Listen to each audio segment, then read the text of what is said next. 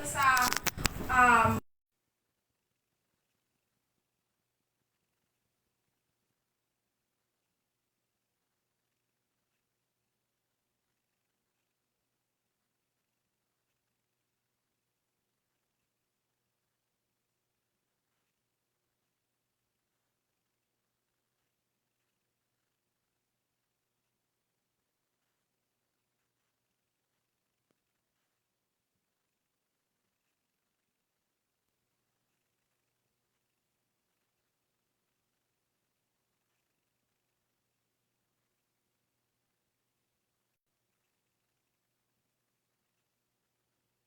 Yahweh Shalom,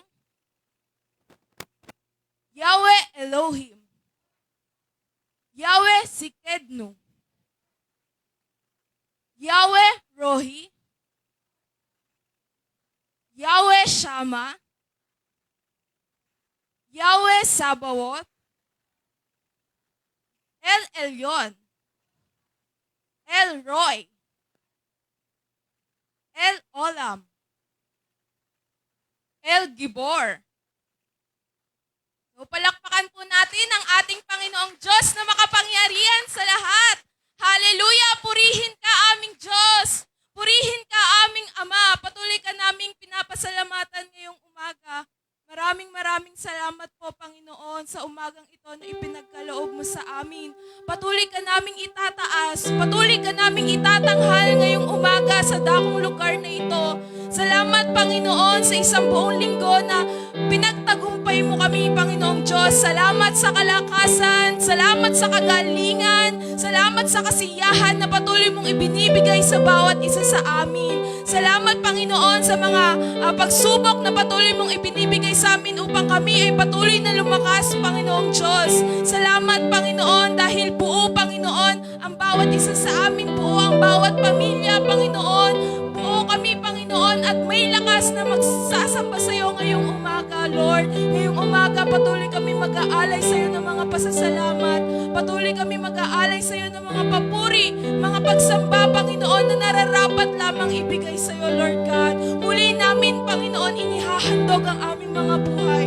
Muli namin inihahandog ang aming mga papuri, Panginoon, para sa iyo. Kaya salamat, Panginoon, at patuloy mo itong tanggapin, Panginoong Diyos. Patuloy na ngayong umaga, inaanyayahan namin malaya ang iyong banal na Espiritu na siyang kumilos, Panginoon, sa aming kalagitnaan. From the beginning till the end of this service, Panginoon, malaya, Panginoon, ang iyong banal na Espiritu na siyang kumilos sa dakong lugar na ito. Hallelujah! Patuloy ka namin, Panginoon Diyos, itataas. Patuloy ka namin, Panginoon, pagbibigyan ng mga papuri, Panginoon, na nararapat lamang sa iyo. Hallelujah! Ang aming mga awitin, Panginoon, ang bawat bibig kasi ng aming bibig, Lord God, ngayong umaga ay para sa iyo lamang, Lord. Ikaw ang malugod sa aming mga gagawin, sa aming mga awit, Panginoon. Ikaw ang malugod. Hallelujah! Maraming salamat, Panginoon, dahil dinako mo kami sa lugar na ito, Panginoon, ng safe and sound. Lord, ngayong umaga, patuloy namin idinadalangin na pagkalooban mo kami, Panginoon, ng kasiyahan, ng kapayapaan, Panginoon, na nagmumula sa iyo. Na habang kami, Panginoon, narito sa iyong bahay panambahan, maranasan namin, Panginoon, yung kasiyahan, Lord, na walang katumbas, Panginoon, dahil muli, Panginoon, sama-sama kami, Panginoon, na makakapiling ka, Lord. Sama-sama, Panginoon, ang presensya ng bawat isa, Panginoon, upang ikaw ay sambahin, Lord God. Hallelujah! Bigyan mo po kami, Panginoon, ng kasiyahan, Panginoon, walang katumbas na nagmumula sa iyo. Ikaw ang malugod, Panginoon, sa aming mga buhay, sa aming mga gagawin ngayong umaga, Lord. At Panginoon, sa iyong mga salita na patuloy namin, Panginoon, na mapapakinggan ngayong umaga, Lord, patuloy na ito'y tumimo sa aming mga puso at isipan, Lord. I-open mo ang aming hearts, i-open mo, Panginoon, ang bawat isip ng bawat isa kong kapatid, Panginoon, na makikinig ng iyong mga salita. Gayon din, Panginoon, sa iyong lingkod na maghahayag nito, patuloy mo siyang pagkalooban, Panginoon, ng knowledge, ng wisdom, understanding, Panginoon, na nagmumula sa iyo. Ikaw ang malayang kumilos, Panginoon. Ikaw ikaw ang malaya, Panginoon, na mag-guide, Panginoon, sa kanya ngayong umaga. At patuloy na gagamitin mo siya, Panginoon, upang maghayag ng iyong mga salita. At patuloy na, Lord, patuloy na ikaw ang manguna sa gawain na ito kasama ng iyong banal na spirito. At kinakancel namin, Panginoon, anumang kilos at gawa ng kaaway hindi makapanaig sa dakong lugar na ito. Pagkat ngayong umaga, Panginoon, ito ay araw mo. Panginoon, ngayong umaga, patuloy ikaw ang matataas, Panginoon, sa dakong lugar na ito. Kaya walang kilos, Panginoon, at gawa ng kaaway ang makakapanaig, Panginoon, dito. Hallelujah. Ikaw ang mag-reign, Panginoon, sa lugar na ito. And we are claiming the victory, Panginoon, of this service, Panginoon. Hallelujah. Maraming salamat, Panginoon. Patuloy na ang umagang ito ay itinataas namin sa iyo. Sa iyo ang mataas na papuri, sa iyo ang mataas na pagsamba at pagdakila sa makapangyarihang pangalan mo lamang, aming Panginoong Jesus. Ang lahat ay magsabi ng Amen. Hallelujah.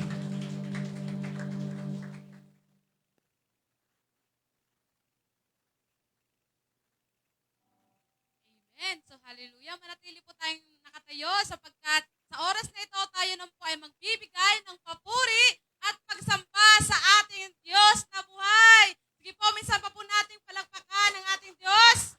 Purihin ka, Panginoon. Hallelujah.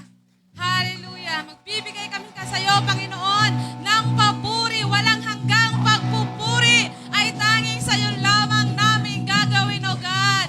Sapagkat ikaw ay mabuti sa aming mga buhay, O Diyos. Hallelujah.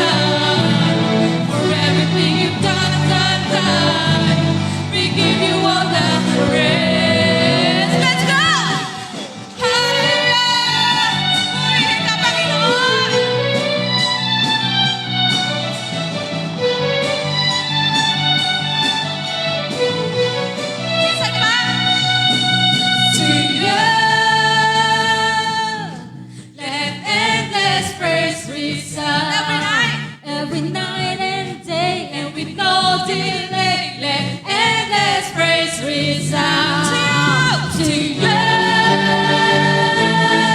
Let endless praise resound. Every night and day, and with no delay, let endless praise resound to you. Hallelujah.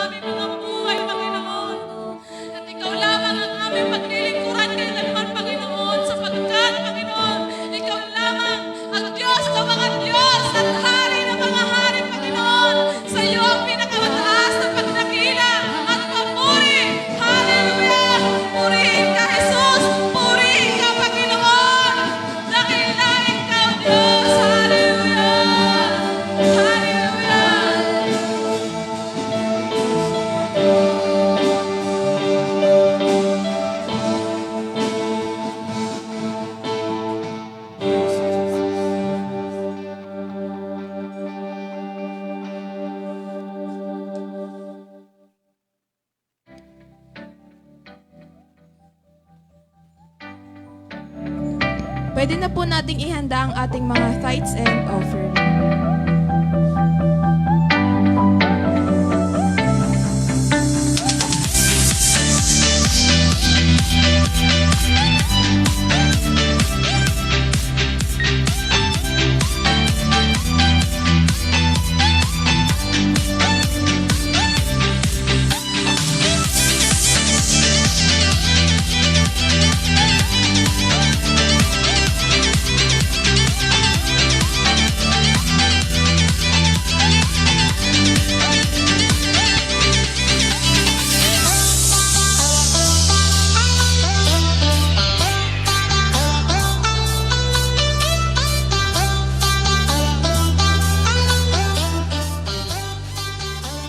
So bago po nating ihulog ang ating mga tithes and offering, patuloy na ipagpasalamat po muna natin to sa ating Panginoon at ipanalangin.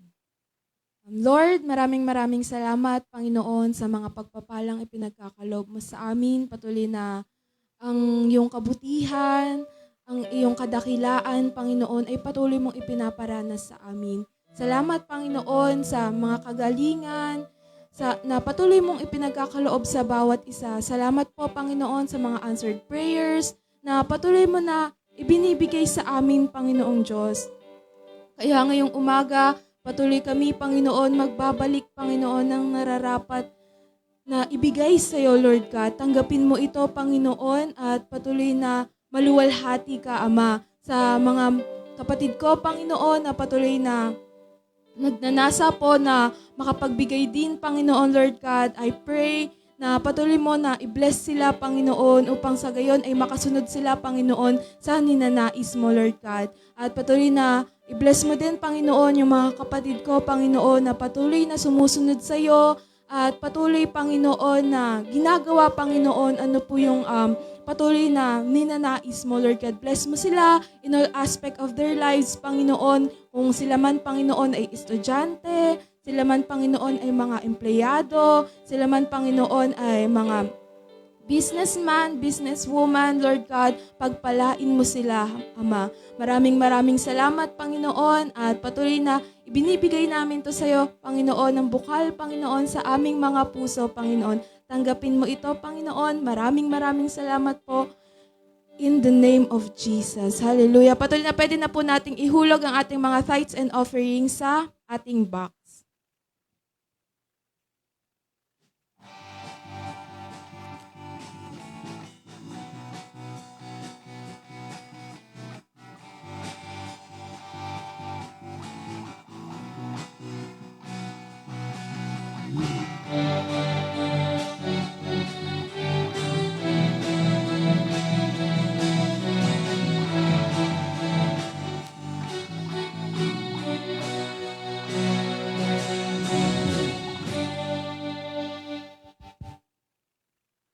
Good morning po, mga kapatid.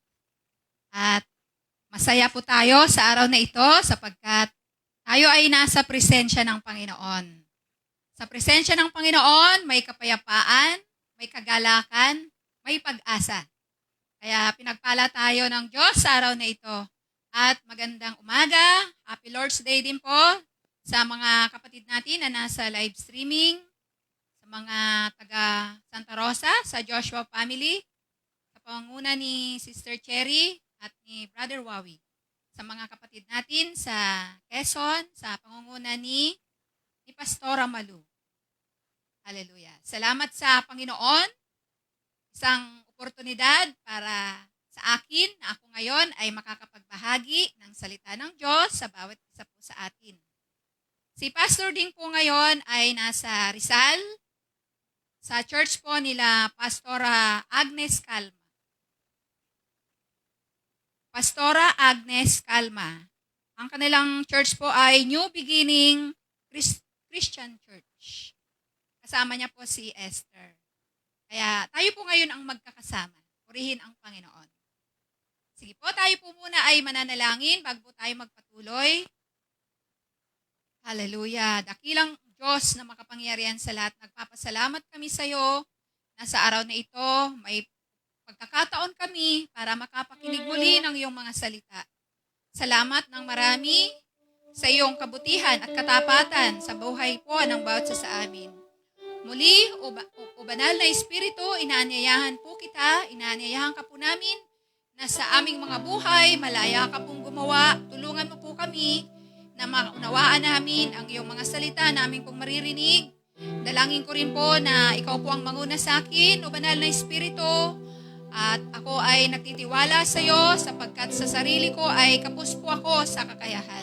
Kaya lahat ng mga gagawin namin ngayon, ang dalangin namin, ang patnubay mo po, banal na Espiritu. Maraming salamat po, at ang lahat ng ito'y aming pong nais na ialay sa iyo ang aming mga papurit pasasalamat. Ito po ang aming panalangin sa makapangyarihang pangalan ng aming Panginoong Hesus. Amen. Amen. Hallelujah. Ang topic po natin ngayon ay patungkol po sa connection, kasi ito po yung team natin, yung series na tinuturo sa atin ng ating pastor, at ito po ay sinusundan lang namin. Kaya ang topic po natin ngayon, ang pamagat po ay connection to the Word. Connection to the Word. Sige po, buksan po natin ang ating mga Biblia sa Lucas chapter 8, verse 11 hanggang 15. Nandyan po ay English, kasi po yung title natin ay English, at babasahin ko po sa Tagalog, kasi mga Tagalog po tayo. Sige po, nandyan na po ba tayo? Verse 11. Verse 11, ang sabi dito, ito ang kahulugan ng talinghaga. Ang binhi ay ang salita ng Diyos. Ang mga binhing nalaglag sa tabi ng daan ay ang mga nakinig. Ngunit, dumating ang dyablo at inalis sa kanilang puso ang salita upang hindi sila manalig at maligtas. Ang mga nalaglag sa kabatuhan ay ang mga nakinig ng salita at tumanggap nito ng may galak. Ngunit hindi ito tumimo sa kanilang puso. Naniwala silang sandali, subalit sa panahon ng pagsubok ay tumitiwalag agad. Ang mga nahasik naman sa dawagan ay ang mga nakinig, ngunit ng malaon ay nadaig ng mga alalahanin sa buhay at ng pagkahumaling sa kayamanan at kalayawan, kaya't hindi nahinog ang kanilang mga bunga. Ang mga nahasik naman sa matabang lupa, ang mga nakinig ng salita. Iniingatan nila ito sa kanilang pusong tapat at malinis, at sila'y nagtitiyaga hanggang sa mamunga. Ito po ang ating verse, ito po ay paliwanag ng Panginoong Hesus mula po doon sa kwento niyang talinghaga patungkol sa manghahasik. Kaya gusto ko pong basahin din yung talinghagang yon. Sige, nandyan lang po yan sa unahan po ng binasa natin, verse 4. Sige, basahin po natin. Ang talinghaga tungkol sa manghahasik. Verse 4. Dating at dating ang mga taong nanggagaling sa mga bayan-bayan at lumalapit kay Jesus. Nang natitipon na ang napakaraming tao, isinalaysay niya ang talinghagang ito. May isang taong lumabas para maghasik ng binhi. Sa kanyang paghahasik, may binhing nalaglag sa daan at nayapakan, at ang mga ito'y tinuka ng mga ibon. May nalaglag sa kabatuhan at pagtubo ay natuyo dahil sa kawalan ng halumigmig. May nalaglag naman sa dawagan, lumago ang dawag at ininis ang mga binhing tumubo. Ang iba'y nalaglag sa matabang lupa, tumubo at namunga ng 100 butil. At malakas niyang idinugtong, makinig ang may pandinig. Kaya ito po yung ating pong pag-aaralan ngayon.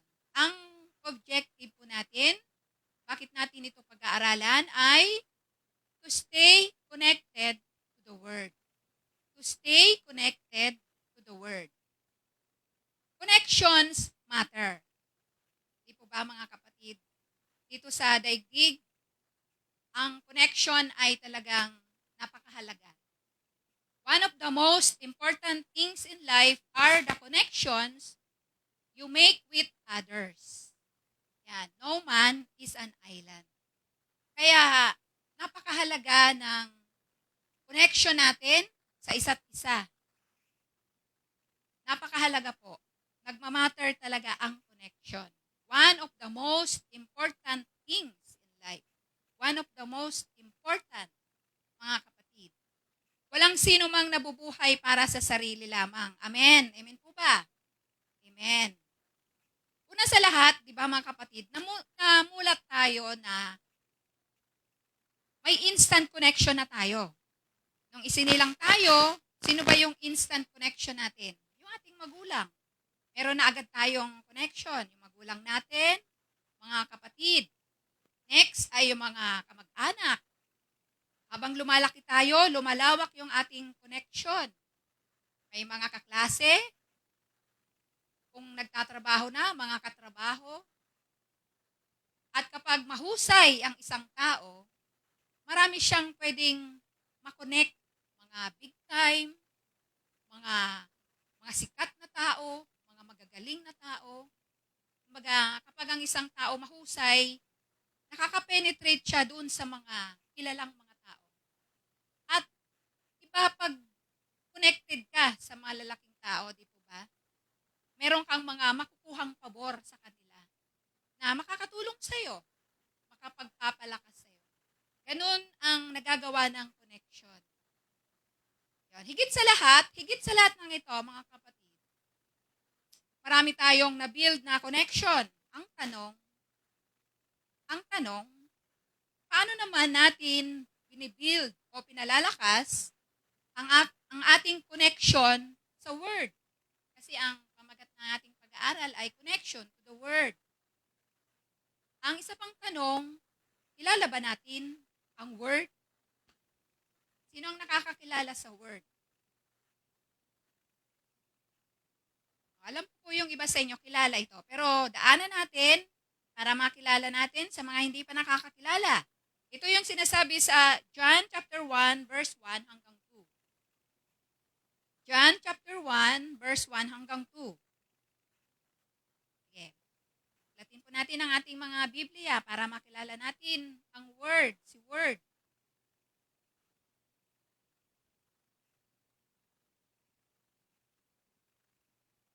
Ang sabi po dito, sa English muna. In the beginning was the Word, and the Word was with God, and the Word was God. He was in the beginning with God. Sa Tagalog, basahin ko po. Sa pasimula pa'y naroon na ang salita, kasama ng Diyos ang salita, at ang salita ay Diyos. Kasama na siya ng Diyos sa pasimula pa. Malinaw mga kapatid, sino ang Word? Si Jesus. Siya ay Diyos. Basahin po natin uli sa John chapter 1 verse 14. Sa Ingles, sabi diyan. And the Word became flesh and dwelt among us. And we beheld His glory, the glory as of the only begotten of the Father, full of grace and truth. Basahin ko naman po sa Tagalog. Ang sabi dito, naging tao ang salita at siya'y nanirahan sa piling natin. Nakita namin ang kanyang kapangyarihan at kadakilaan, puspos ng pag-ibig at katapatan.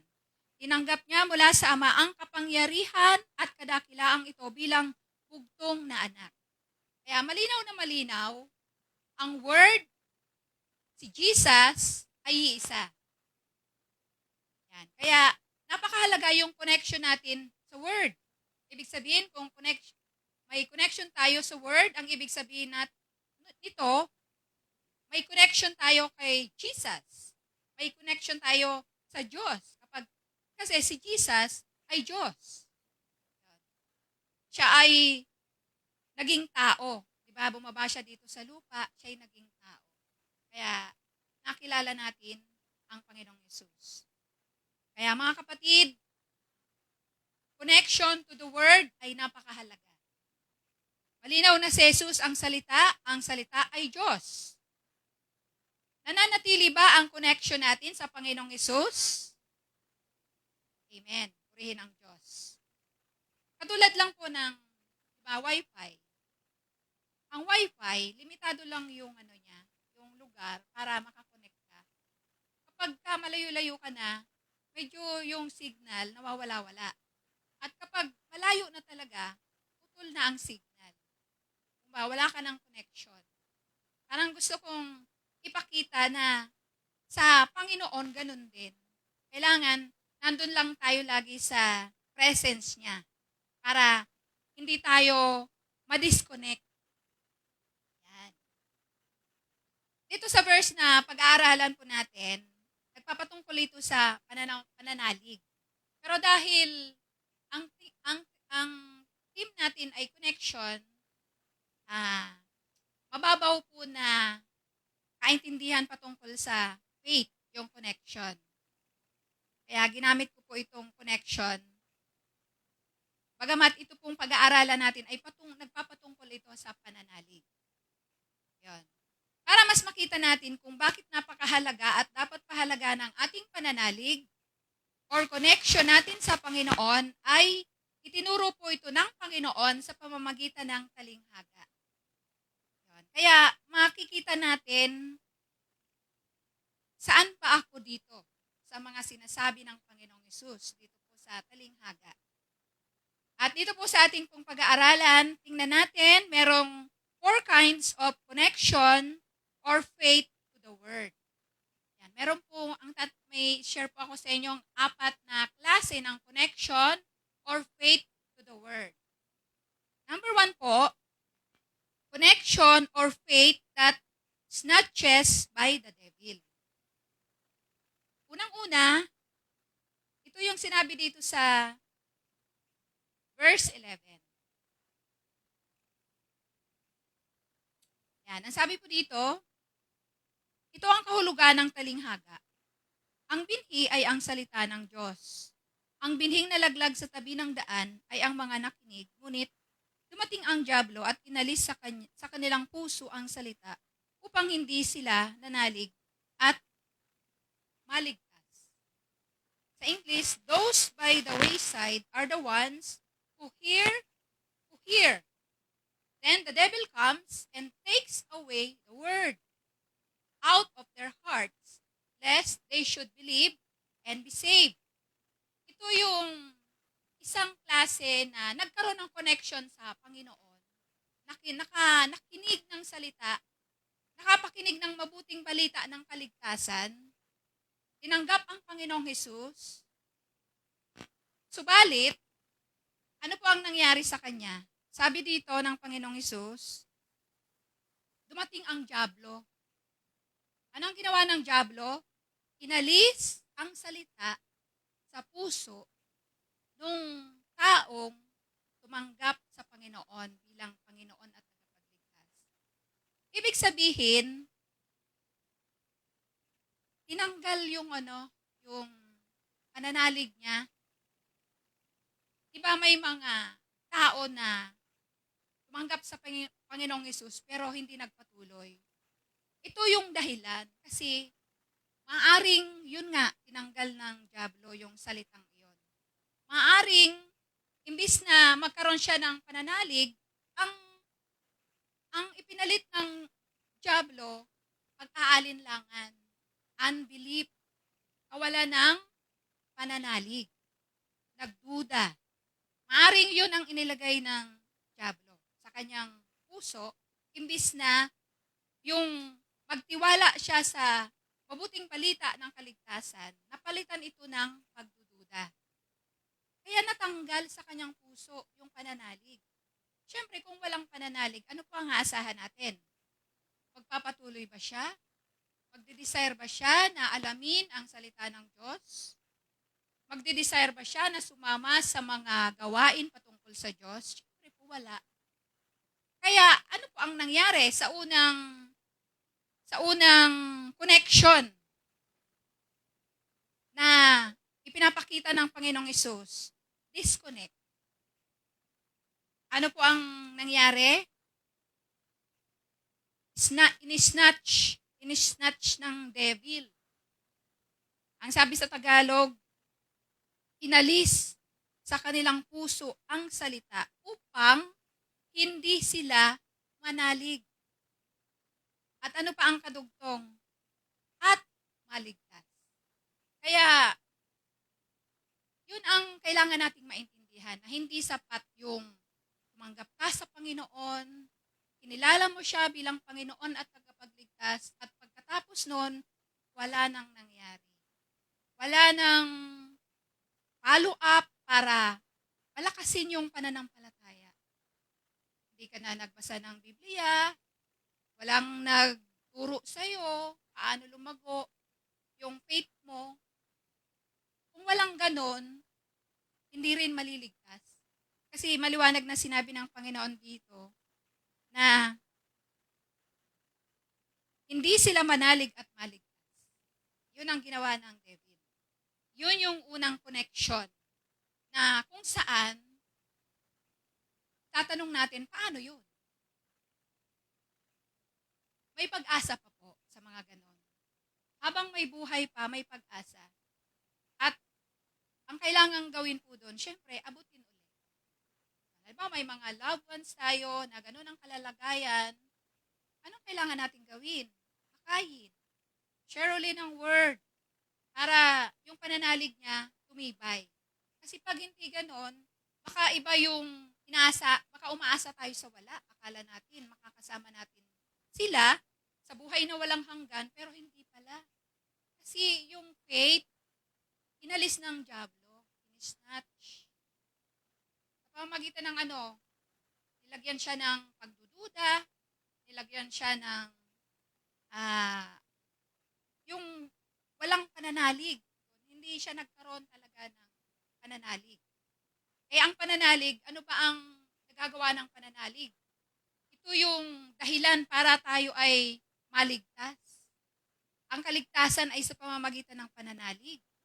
Kung walang pananalig ang isang tao, hindi siya maliligtas. Amen po mga kapatid.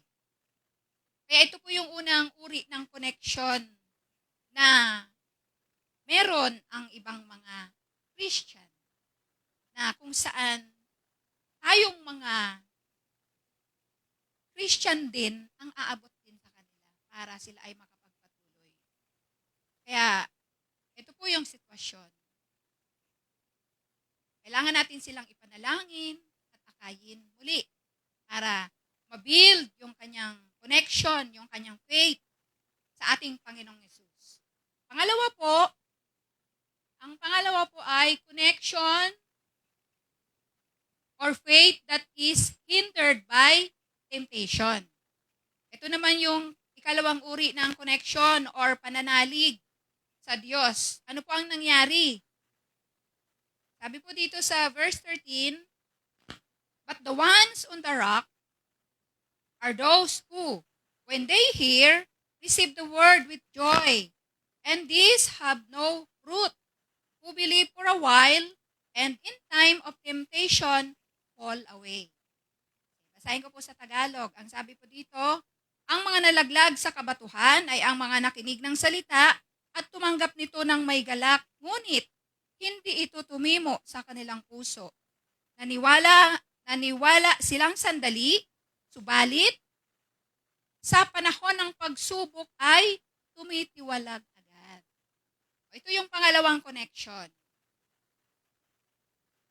Ano ba yung dahilan bakit na-hindered yung kanilang connection or faith sa Lord? Marahil ito yung mga temptation na pinagdaanan.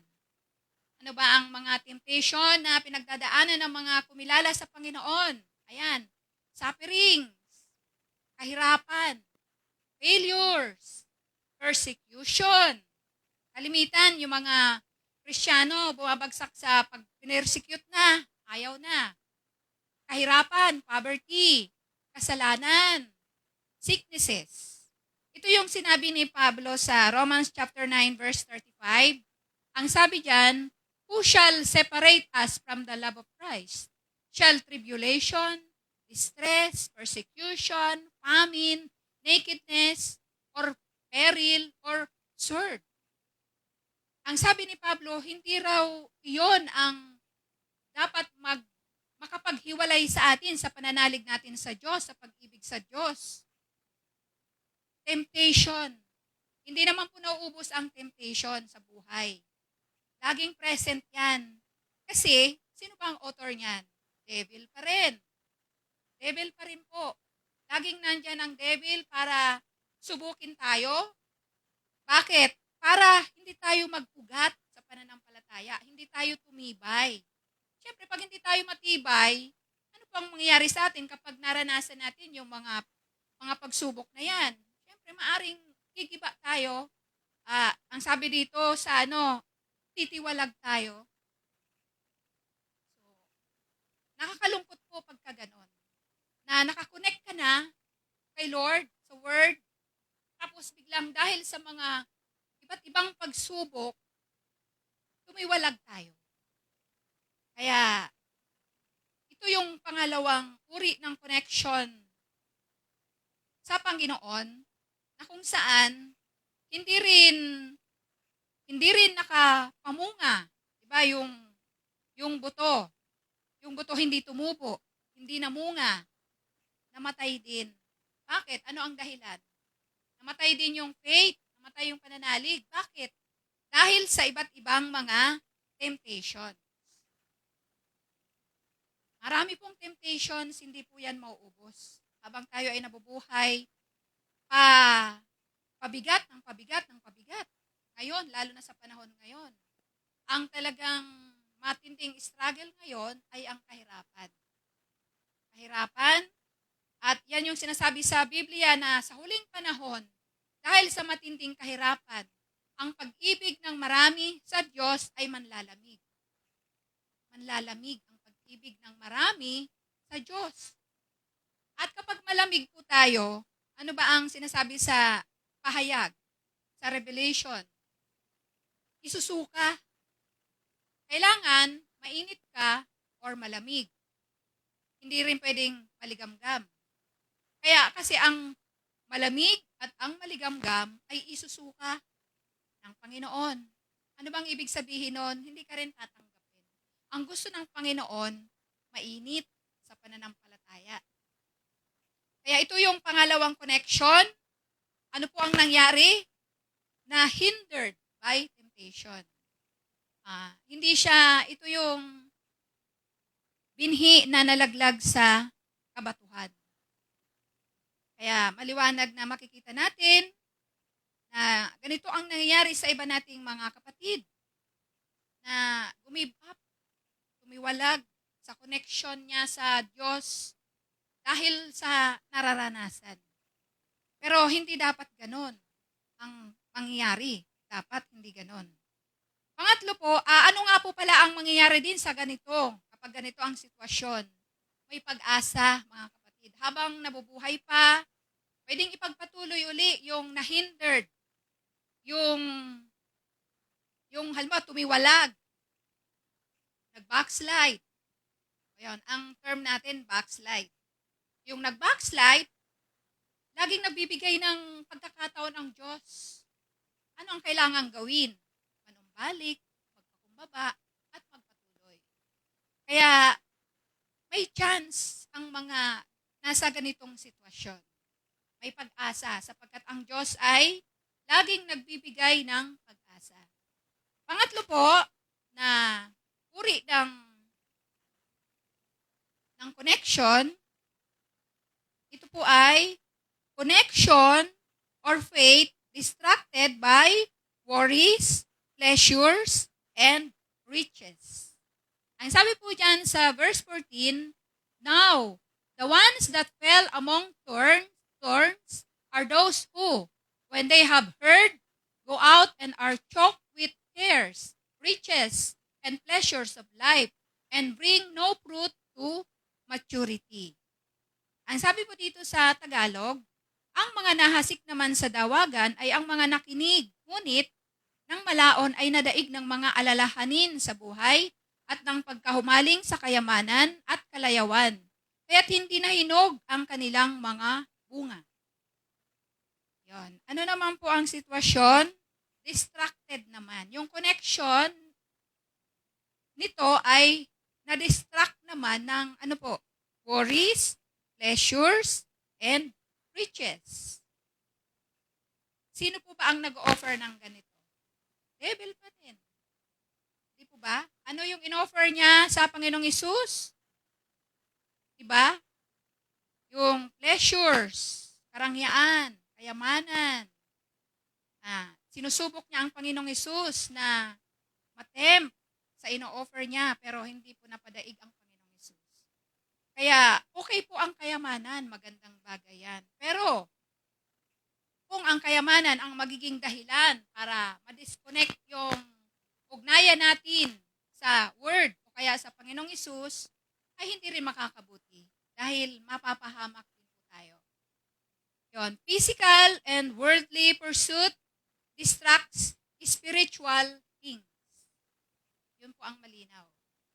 Yung physical and worldly pursuit distracts spiritual things. Kung hindi po tayo magiging maingat. Yung mga pagpupursige natin na yumaman, ng magkaroon ng magandang kalagayan sa buhay, kung hindi tayo magiging maingat, yun din yung gagamitin ng kaaway para yung connection natin sa Word or sa ating Panginoong Hesus ay mawala. Ma-disconnect. Yun yung sinasabi dito ng Panginoong Hesus. Ang sabi niya, ang mga nahasik naman sa dawagan ay ang mga nakinig, ngunit ang malaon ay nadaig ng mga alalahanin sa buhay at ng pagkahumaling sa kayamanan at kalayawan, kaya't hindi na hinog ang kanilang bunga. Ito yung mga nakinig ng salita, nakapakinig, sumunod. Hindi natin alam kung gaano na lalim yung kanyang pagsunod. Kasi ang sinabi dito, namunga naman siya. Diba? Kaya lang hindi na hinog. Hindi na hinog yung kanyang bunga. Ang nangyari, nung malaon, nadaig ng mga alalahanin sa buhay at pagkahumaling sa kayamanan at kalayawan. Ibig sabihin, hindi na balanse. Hindi niya na priority na ang kailangan niya palang unahin at pahalagahan, una sa lahat ay ang connection niya sa Word, sa Diyos. Kasi sa Diyos nagmula yung kung anong kayamanan meron siya. Kung anong magandang buhay meron siya. Hindi niya na naalala nung siya ay maunlad na. Mas pinili niya pa yung talagang ibuhos yung panahon at oras sa pagpapaunlad, pagpapayaman. Yon. Meron pong isang halimbawa dito na malamang kilala niyo po ito.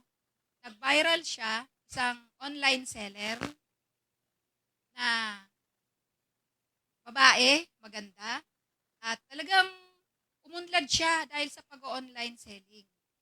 At ano po ang nangyari sa kanya? Siya ay nagkaroon ng karamdaman dahil halos binuhos niya ang oras niya sa negosyo at wala na daw siyang time para magluto. Ang kinakain niya, puro bili. Nagkaroon siya ng cancer. Ano po ang background ng sikat na online seller na to? Siya ay Christian. Siya ay song leader sa probinsya. Lumuwas ng Manila at dito nagnegosyo. At pumatok yung kanyang negosyo. Isinantabi niya yung kanyang obligasyon sa Panginoon. Sa Panginoon niya yung ginagawa. At nag-focus siya saan? Sa pagpapayaman. Kaya ano po ang nangyari sa kanya? Nagkaroon siya ng karamdaman. Sa madaling salita, maikling time niya lang napakinabangan. Ang Diyos naman talagang pagpapalain tayo. Kaya lang kapag ipinagpalit natin siya doon sa mga pagpapala, hindi ito makakabuti sa atin. Oo, mapapakinabangan natin, pero maikling panahon lang po yun. Katulad po ng nangyari sa kanya. Kasi nakulangan siya ng wisdom. Kasi nag-disconnect siya sa nagbibigay ng wisdom. Ano po ang nangyari sa kanya? Hindi naging balanse yung kanyang buhay. Napabayaan niya yung health, sa kakapursige niya para yumaman. Pero kung ang ginawa niya, nanatili siya doon sa gusto ng Panginoon. Ang Diyos masaganang magbibigay ng karunungan. Isasaayos ng Diyos yung kanyang negosyo sapagkat ang Diyos masaganang nagbibigay ng karunungan. So sana ay maunlad na siya, yung connection niya pa sa Panginoon ay maayos. Pero minsan may mga nangyayaring ganon para lesson sa ibang mga anak ng Diyos na wag nating ipagpalit ang pagpupursigi sa mga earthly things kasi may hangganan lang po yan. Ang Diyos ba, hindi tayo kayang pagpalain na habang naglilingkod tayo sa Kanya ay maranasan din natin yung mga nararanasan ng iba dyan na walang connection sa Diyos? Kayang-kaya pong ibigay ng Panginoon yon. Siya nga po ang may-ari ng lahat ng bagay. Yung pakayang desire natin na masaganang buhay, hindi niya kayang ibigay. Ang kailangan lang po, ano ang kailangan nating gawin? Kailangan nating wag tayong magpa-distract. Yan. Connections or faith distracted by worries, pleasures, and worries. Wag po tayong magpa-distract. Opo, wag po tayong magpa-distract, mga kapatid. Halaga po ng ating connection sa Word, sa Diyos, sapagkat siya po yung mayakda ng buhay natin. Alam niya kung paano tayo pagpapalain. Kaya manatili po tayo. Huwag tayong magpa-distract. At sa mga ganito po ang sitwasyon, may pag-asa. Ang Diyos laging nagbibigay ng pagkakataon para ayusin yung ating ugnayan sa Kanya. Kaya, mga kapatid, yan yung tatlong connection na kung saan nakita natin na walang nangyari. Walang nangyari sa pananalig nila sa Panginoon. At hindi ito yung gusto at plano ng Diyos sa bawat isa sa atin. Ang plano ng Diyos ay itong pang-apat. Yan. Ito yung pang-apat na gustong mangyari sa bawat isa sa atin. Gustong mangyari ng Diyos sa bawat isa sa atin. Number 4, connection or faith to the Word. Yun. Connection or faith to the Word. Ito yung kailangan nating panatilihin, yung connection natin. Connection or faith to the Word. Ang sabi po dito sa verse 15, but the ones that fell on the good ground are those who, having heard the Word with a noble and good heart, keep it and bear fruit with patience. Sa Tagalog po, ang sabi dito, ang mga nahasik naman sa matabang lupay, ang mga nakinig ng salita, iniingatan nila ito sa kanilang pusong tapat at malinis at sila'y nagtiyatsaga hanggang mamunga. Ano po ang makikita natin dito? Para tayo ay manatiling connected sa Word. Ang susi po ay stay connected. Mag-stay tayo. Ano man ang mangyari, mag-stay po tayo. Stay sa Panginoon.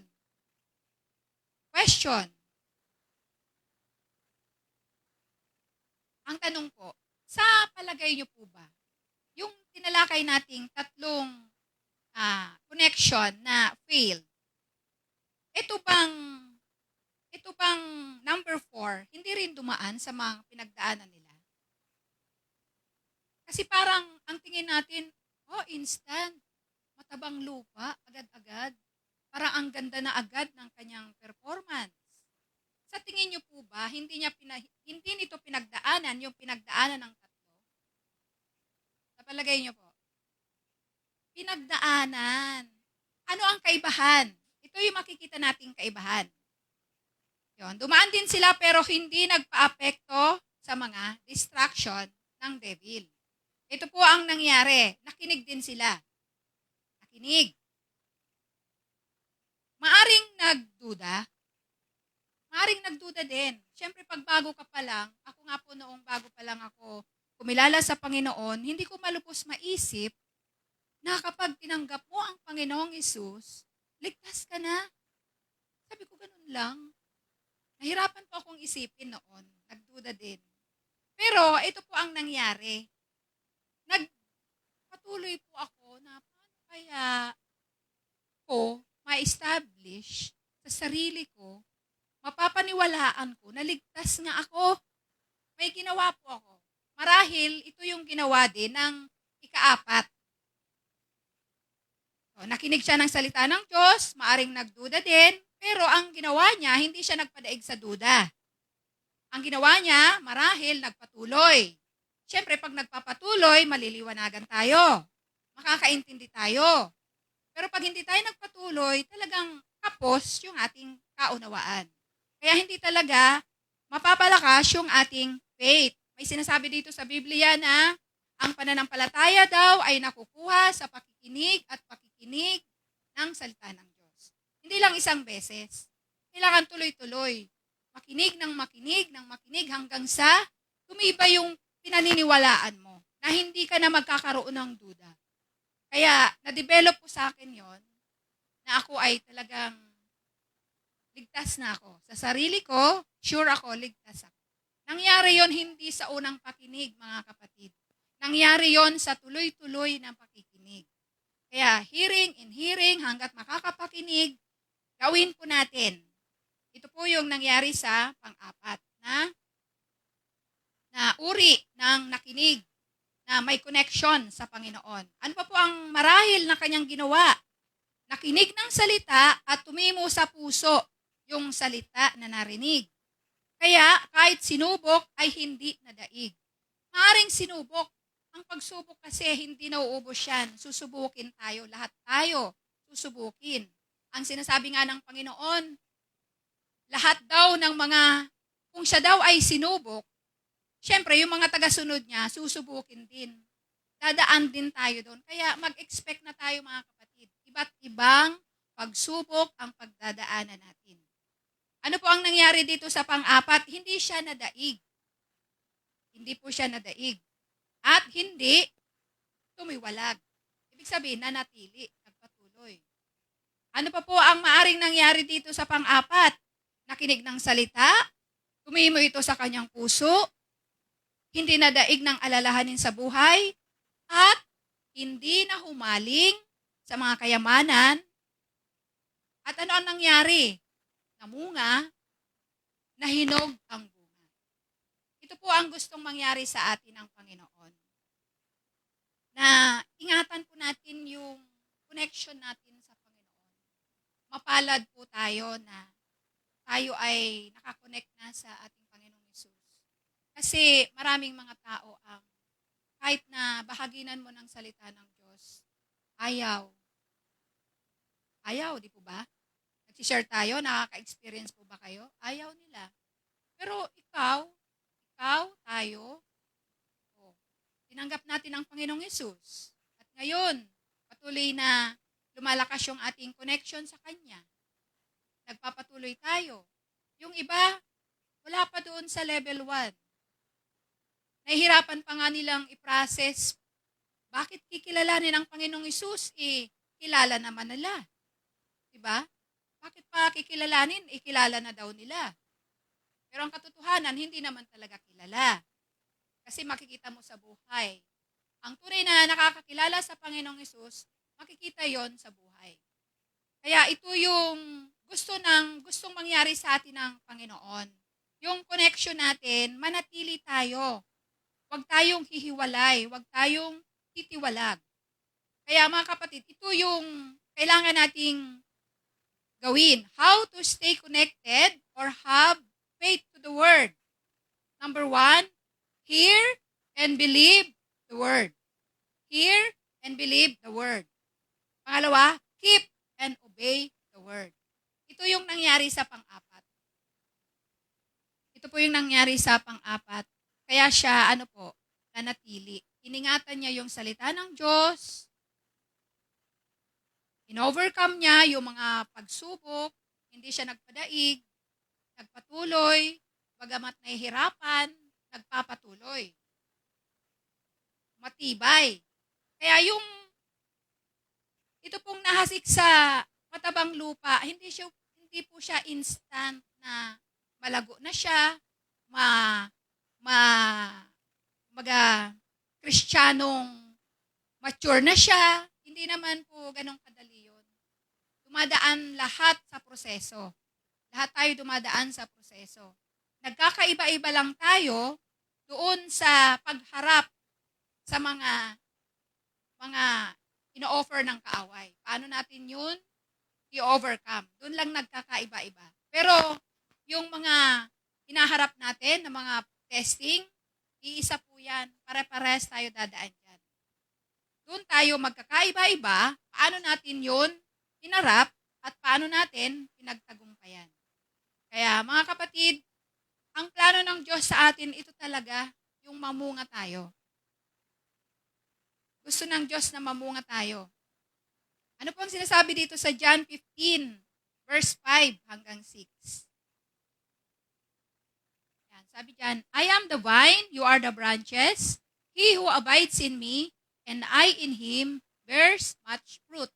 For without me you can do nothing. If anyone does not abide me, he is cast out as a branch and is withered. And they gather them and throw them into the fire, and they are burned. Sa Tagalog, babasahin ko po sa Tagalog. Sa John 15, ang sabi po dito, 5 hanggang 6,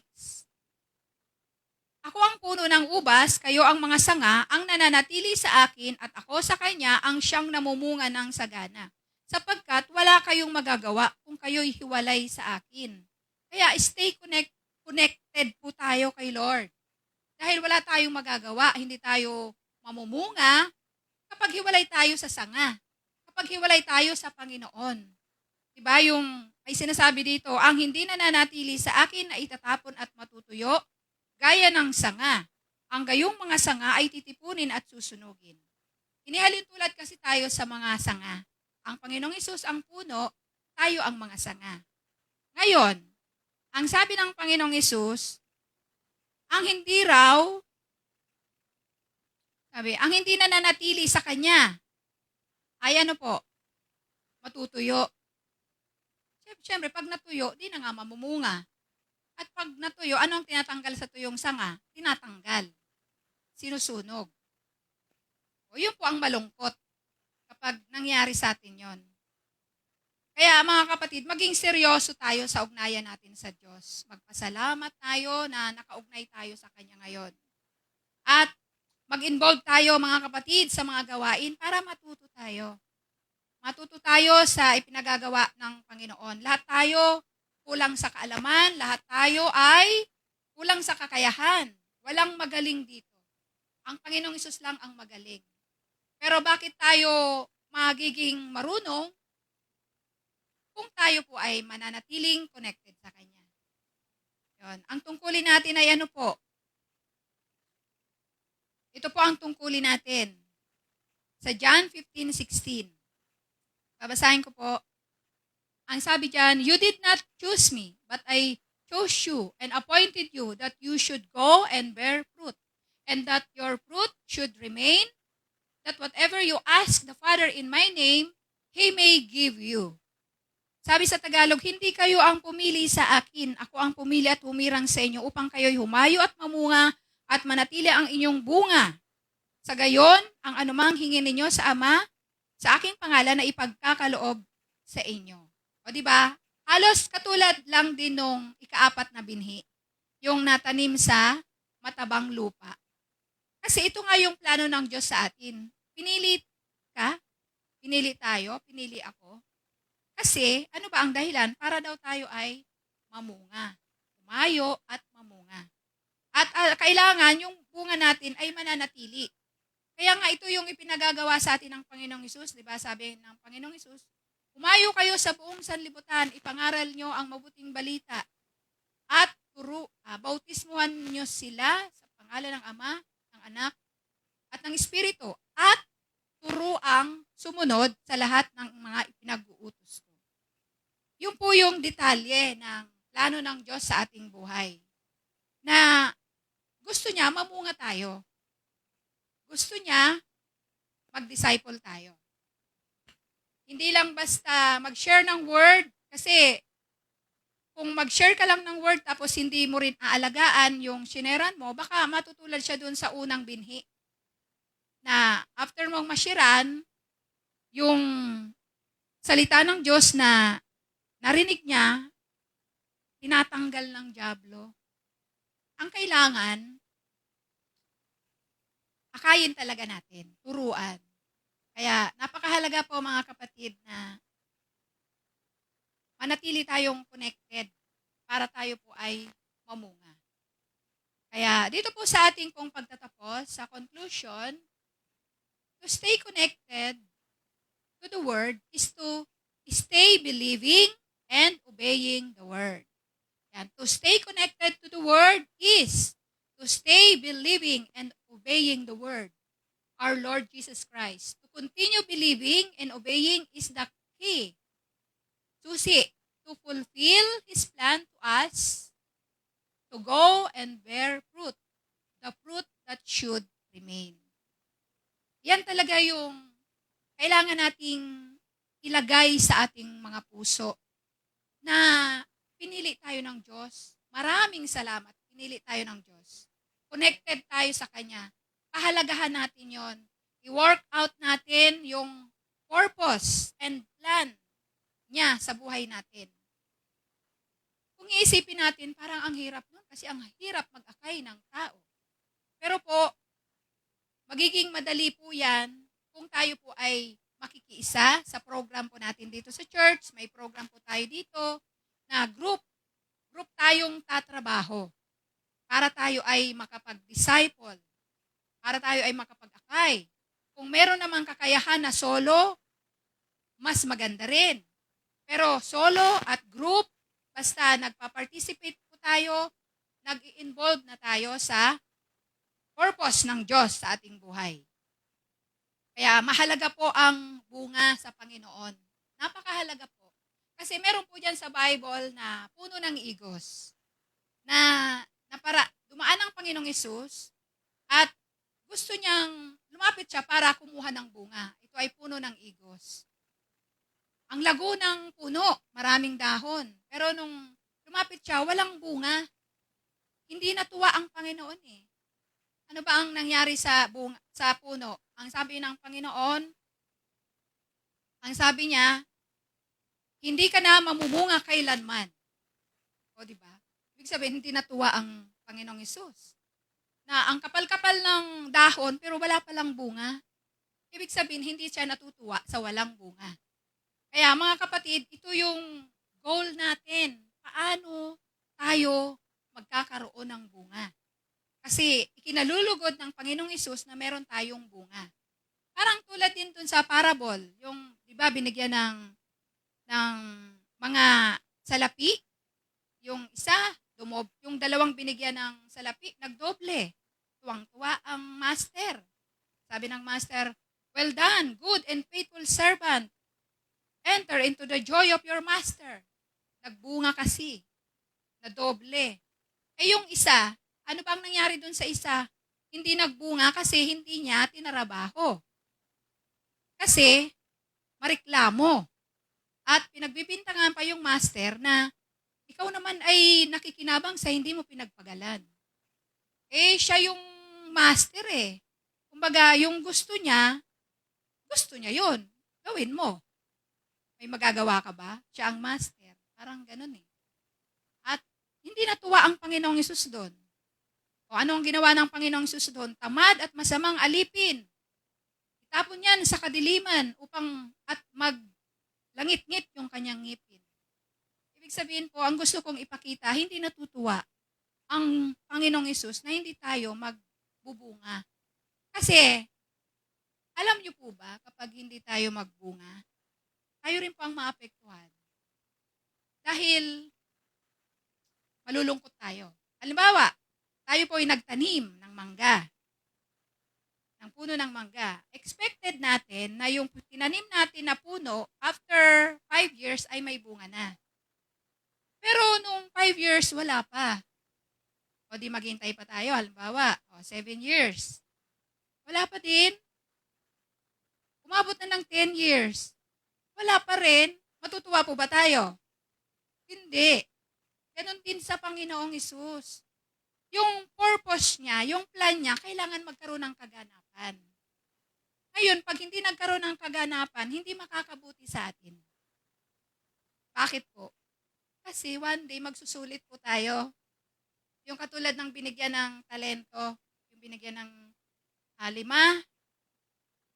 3 ba yun? O 2, at saka 1. Hindi tayo matutuwa pag dumating tayo sa point na yon.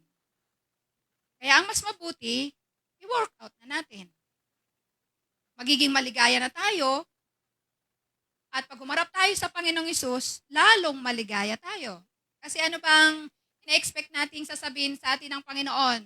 Well done, good and faithful servant. Enter into the joy of your master. Kaya mga kapatid, ito po yung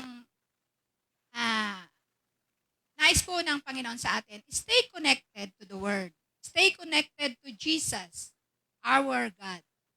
At sure ako na kapag nanatili tayo, patuloy tayo nakikinig ng kanyang mga salita, patuloy nating pinagsusumikapan na sumunod, kasunod na puno ng bunga. Kahit matagal, di ba yung binasa natin kanina, nagtiyaga, kahit daw matagal, pero nagbunga. So, hindi naman to pabilisan para bumunga, hindi naman to paramihan. Ang mahalaga, maganap sa atin yung purpose. Pinili tayo para tayo ay humayo, mamunga at manatili ang ating bunga. Ako po, masasabi ko na hindi ako mabunga, pero natutuwa ang puso ko na may mga narinig din ako na nagpapasalamat sila sa Panginoon na ako raw ay ginamit ng Panginoon sa kanila. Kaya ako, go pa rin ako, nagdi-desire ako, Lord, gusto ko maraming bunga. Pero iyon, syempre, kailangan ko umaksyon para maganap yon. Kaya, purihin ang Panginoon, pagpalain po tayo ng Diyos dito sa ating pinag-aralan, i-desire natin, i-goal natin ito sa ating pong mga buhay para lahat tayo ay masaya. Amen. Hallelujah. Sige po, purihin ang Panginoon. Tayo po ay manalangin. Hallelujah. Amang banal, Diyos na dakila at makapangyarihan sa lahat, maraming salamat po. Banal na Espiritu, sinamahan mo po kami. Salamat po sa guidance mo po sa akin. Salamat sa pagpapaunawa mo po sa bawat isa. Ang dalangin ko po, Panginoon, para sa mga kapatid na ang sitwasyon ay katulad nung 3 binhi na yung habag at biyaya mo, Panginoon, maging masagana po. Sa mga kasama ko sa live streaming na ganito ang sitwasyon, ikaw po ang patuloy na gumawa at kumilos sa kanilang pong mga buhay. Tulungan mo po sila, makaalis sila at makalaya sa mga sitwasyon na kung saan na distract sila, Panginoon, na yung connection nila sa iyo, Panginoon, ay pansamantalang nalagot. Dalangin ko na tulungan mo sila na maipagpatuloy nila, Panginoon, yung magandang ugnayan nila sa iyo. Patuloy na makinig at mag-obey sila sa iyo, Panginoon, at mamunga sapagkat ito yung nais mo po at plano mo po sa bawat sa atin. At para naman po doon, Lord, sa mga namumunga na, ang dalangin ko, Panginoon, ingatan mo po sila. I-preserve mo, Panginoon, ang kanilang pong mga buhay. Patuloy na i-bless mo pa sila, Panginoon, more na bunga, Panginoon. And I pray din, Panginoon, na i-bless mo po, Lord, ang lahat ng mga kapatid na nagnanasa, Panginoon, na maganap sa kanila yung dahilan ng pagkatawag mo po sa bawat isa po sa amin. Pagpalain mo po sila, Panginoon, maganap sa kanila, Lord, yung mga dinidesire ng kanila po mga puso. At Panginoon, pagpalain mo po, Lord God, ang mga kapatid namin na kasama namin sa live streaming. Lord, kung ano man, Panginoon, yung mga concern nila, mga kagalingan na ninanais, maganap ito at matanggap nila, Lord, in Jesus' name. Ganon din sa mga kasama namin dito na mayroong mga karamdaman, I pray and declare kagalingan, dumaloy sa kanila in the name of Jesus. Salamat po ng marami, Panginoon, at ang pagpapala ay patuloy mong padaluyin po, Panginoon, sa lahat ng narito, ganon din sa mga nasa live streaming. Salamat po ng marami, O Diyos. Ang lahat ng ito ay iniaalay namin sa iyo, ang karangalan, ang kapurihan at kadakilaan ay sa iyo. Ito po ang aming panalangin sa makapangyarihang pangalan ng aming Panginoong Hesus. Amen.